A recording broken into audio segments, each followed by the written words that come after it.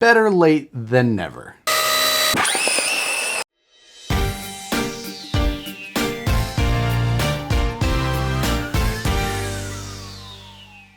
What's going on, everybody? Today, the Traxxas Drag Slash has landed. It's here on the bench. We saw the details of this vehicle get released just a handful of days ago. What is underneath of this beautiful looking Chevy body is the Traxxas Slash, the one that we're all used to seeing. It's got the LCG chassis, and there are some other new parts on there that we'll cover, but the basis of this is the Slash. Just like the other companies in this market, they basically took a platform that they had and fit it to be a ready-to-run drag car. You're now able to pull this out of the box and go in a straight line. As I mentioned, this is focused in no prep racing.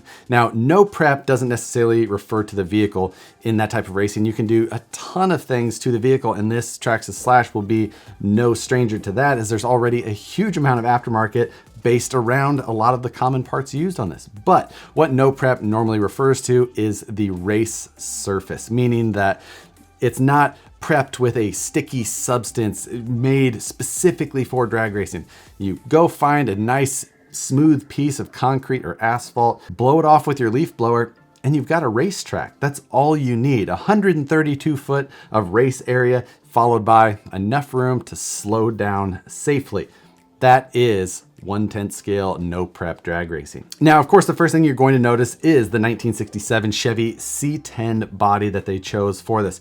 And it's a beautiful body. It comes in a number of different color options. The one that showed up here for me is this red. The windows on this are just a black vinyl sticker, but the body is not short on scale detail and realism.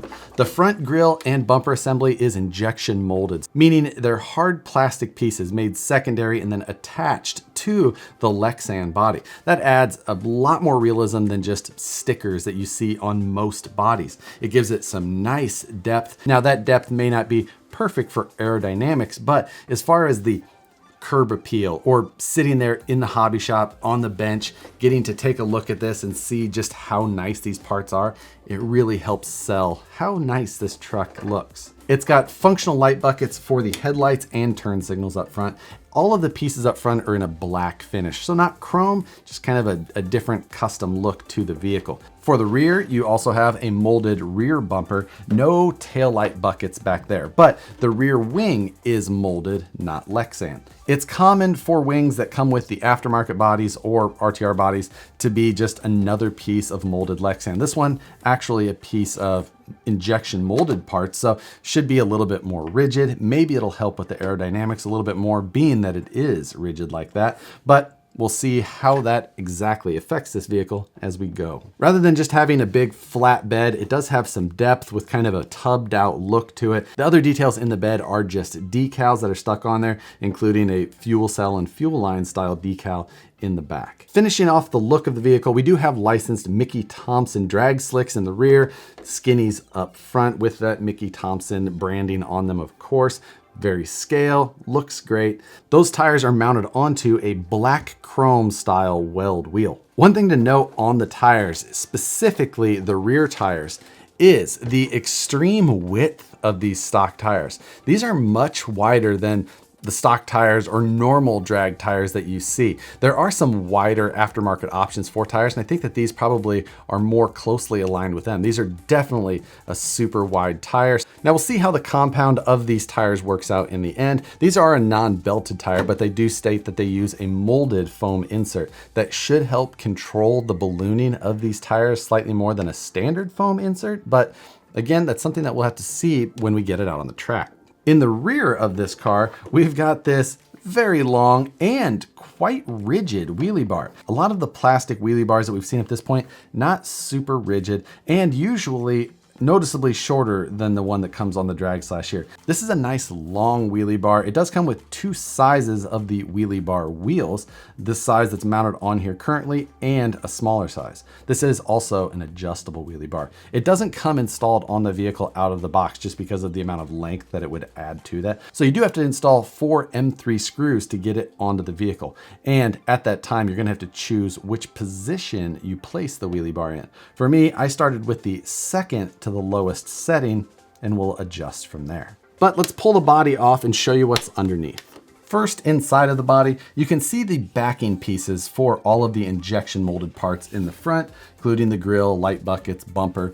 In the rear, you also have a little bit more of that here for the rear bumper. There's a couple of pieces up in those bed corners, and that's to help attach the wing. Overall, the body is not light. The added molded details add to the weight of this body. All of that is in the name of style, so something that's not going to improve the performance as far as the weight goes. Now, underneath of the body, it is the Traxxas Slash LCG. Again, you know the platform, you've seen the parts.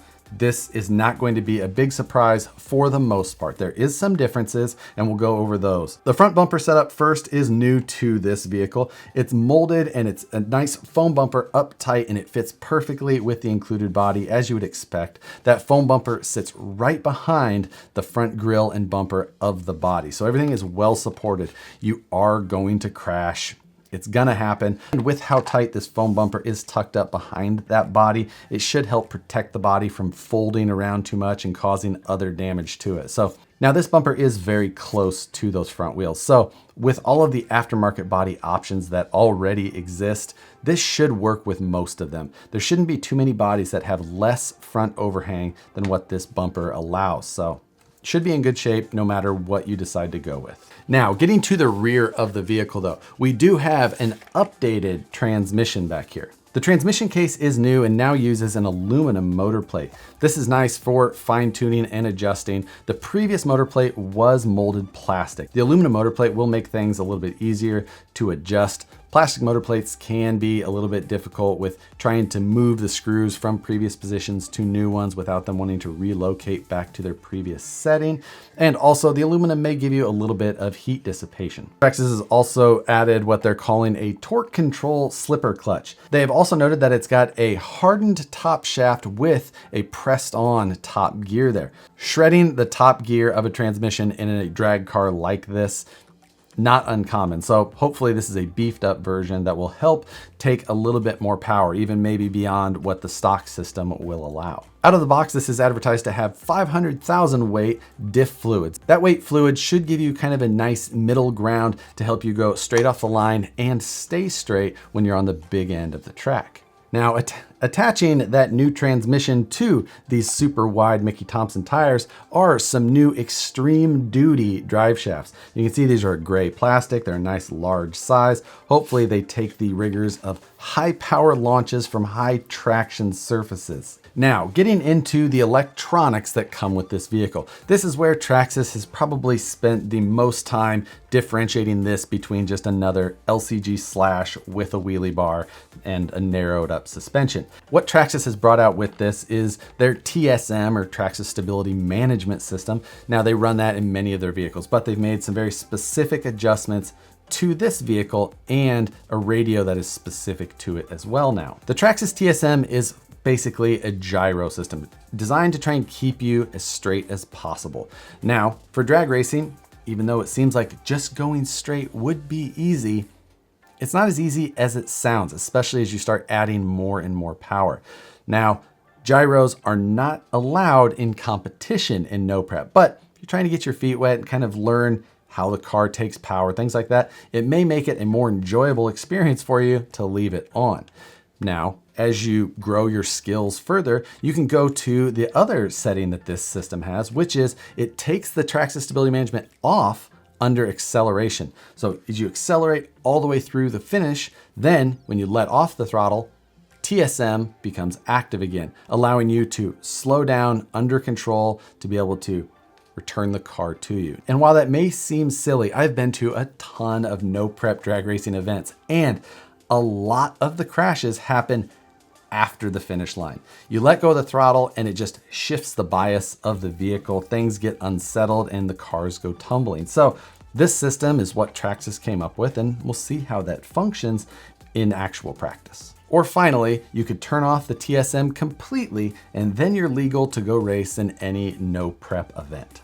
The 3500 kV Traxxas Valenian system will accept 3S, and 3500 on 3S, this car will scoot pretty good. Now you could start with a 2S, and 2S is what is legal in competition. So if you want to decide to go that route, 2S batteries is what you're going to want to pick up. But if you're just trying to make your new truck go as fast as possible out of the box, you can throw a 3S in there and let her rip. Today for my testing, I am going to throw a 3S in here because that's what I run the most. And this is an RTR vehicle that we just want to see how it does and how fast it'll go, how much fun we can have. So that's what we're going to do at the end of this video. Now, the other new innovation in combination with the radio, receiver, and this VXL system is what Traxxas is calling a trans brake. And what this new Traxxas trans brake system does is you push and hold the button on the radio here. It's not a switch like you've seen on other Traxxas radios, it's an actual button. You press and hold the button and then you pull the trigger to the level that you want to leave at for power. The vehicle will not be moving at this point.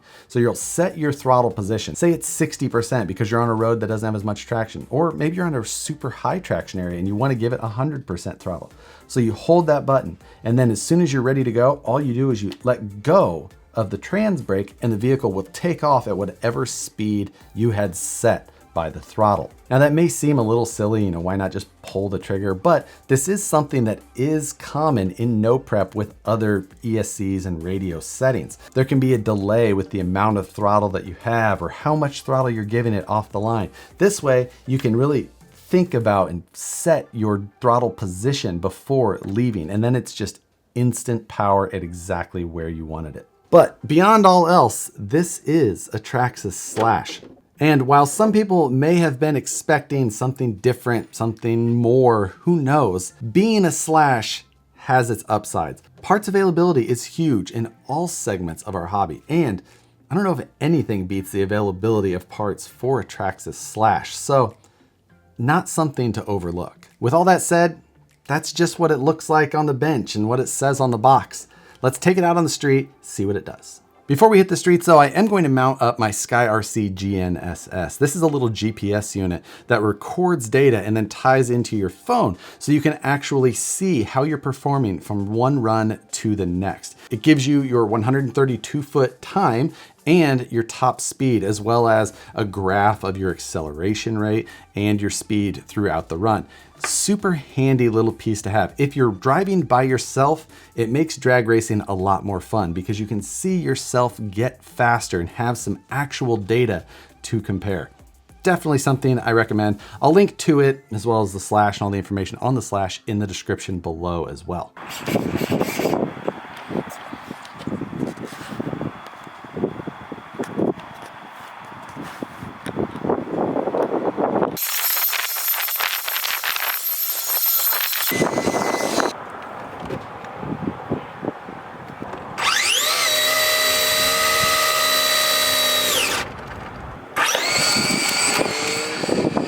Hold the button, pull the throttle, and hold it there, and then we're gonna let go of the button.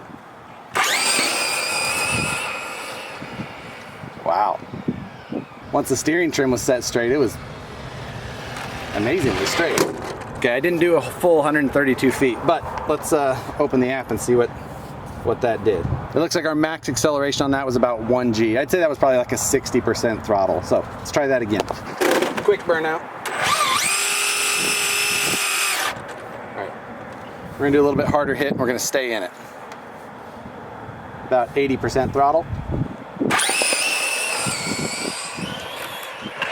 Oh no! There goes it on its lid, first time. Much better acceleration, a little bit higher top speed before we ended up inevitably going on our roof. So not this surface definitely doesn't like to hold full traction, but it's scooting. We went ahead and christened the body. We're gonna do a low power leave and just try and ease into it.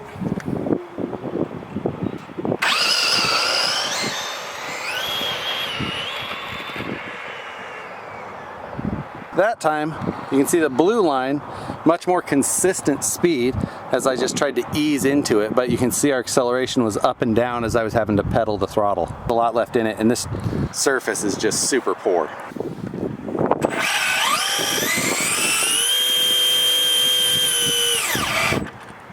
A good bit of heat in the tires this time.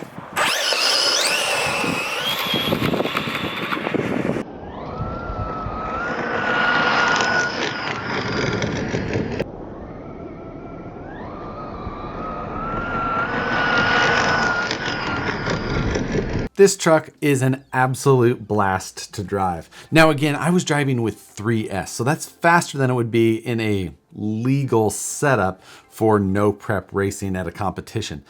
But if you're just out there having fun by yourself and you just want to try and make it go as fast as possible, then you could easily do the same thing.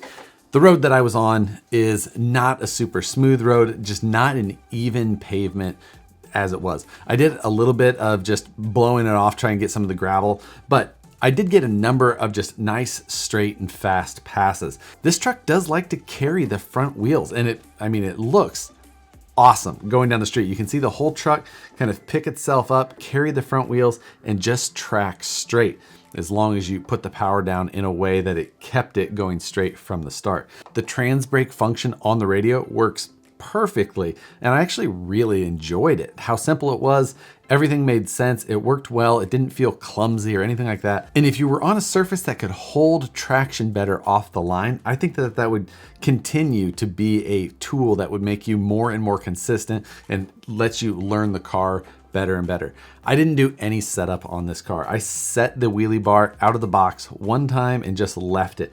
Everything else from there, I just drove. Now you can see the scars on this rig already. It took several trips down the road on its roof. It does appear that these tires do balloon up, enough so even to touch the inside of the body. I have some rub marks on the inside of these rear fenders. Not sure if that was during some sort of compression, during impact, or what it was, but they will grow enough to actually touch the body. But beyond that, the wear pattern on the tire at least seems pretty consistent, so it doesn't seem to be too exaggerated where you're only running on a knife edge of those rear tires. With practice and tuning in the right location, I think that this truck would continue to keep dropping time on the 132 feet. But as far as my first day with the Drag Slash, I call it a success. I had a lot of fun. I wasn't ready to be done, but the sun was going down and that was all the time that I had. So with that, hope you guys enjoyed this. If you did, hit the like button, subscribe if you're not already, hit the notification bell so you see the videos as soon as they get uploaded.